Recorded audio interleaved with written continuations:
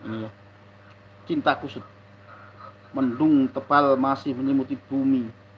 Ini bahasa latar ya, bahasa latar. Langit tak bisa memandang bumi, terhalang mendung awan begitu pekat.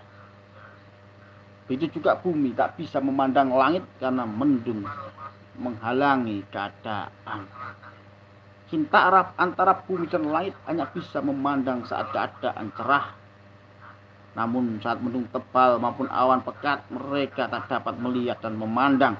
Padahal mereka saling mencinta antara keduanya. Nah ini unik ya, saling mencinta tapi tidak bisa ya, bisa memandang. Kalau ibarat kan seperti itu kan ibarat bahasa ibarat, ibaratan ya. Makanya istilahkan matahari dan bulan. Seperti tadi cinta yang tidak bertemu itu ibaratnya seperti itu. Cinta matahari dan bulan, cinta yang tidak pernah bertemu tapi bisa merasakan. Bisa dalam bahasa istilah sekarang kan LDR namanya ya, saya tidak pernah bertemu. Pagi cerah bersama cinta kusut, lihat dari kejauhan embun pagi sudah pergi, antara bumi dan langit saling menatap bersama sinar terang dari sang surya dari ujung timur.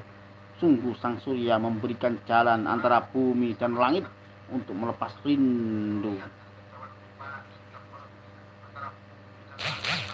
Setelah semalam tak dapat saling memandang, namun di pagi yang cerah antara bumi dan langit dapat melepas kerinduan yang mendalam bersama cahaya sang surya di pagi hari. Cinta antara bumi dan langit.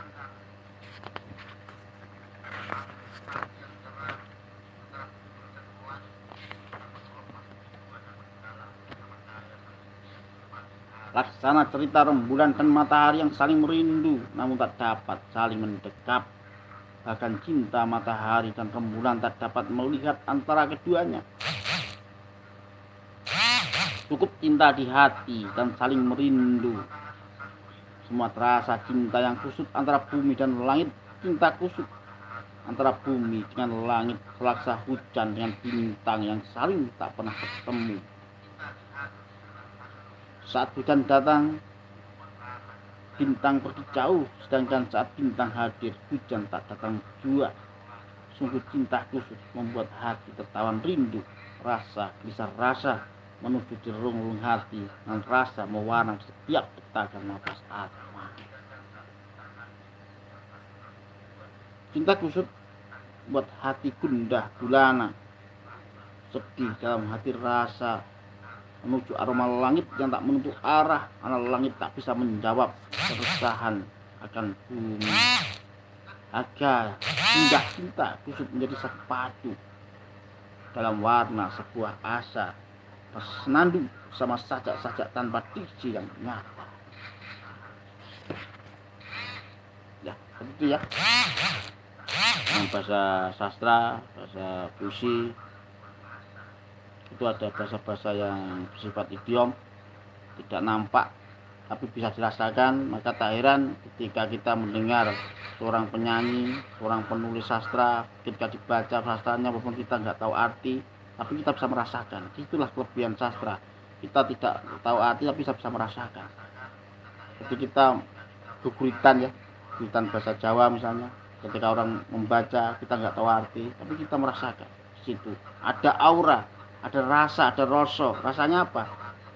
Ya orang bisa merasakan dari rasa kesedihan, rasa kebahagiaan, seperti itu ya.